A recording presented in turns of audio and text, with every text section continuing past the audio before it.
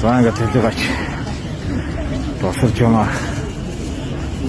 Түүгээр одоо хотын үеинд ирж одоо сул өргөлөө. Тэгээд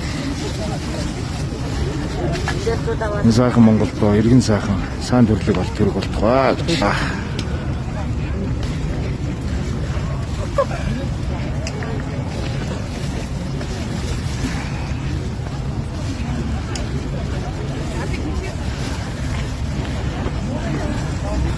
За тэгээ маш олон сайхан сэтгэлтэй монголчууд ирж бас одоо дэлгэрчийн хотын үеинд сайхан зул өргөж байна. Тэгээд цөөхөн монголчууд хин нэгэндээ сайхан хайртай л байда.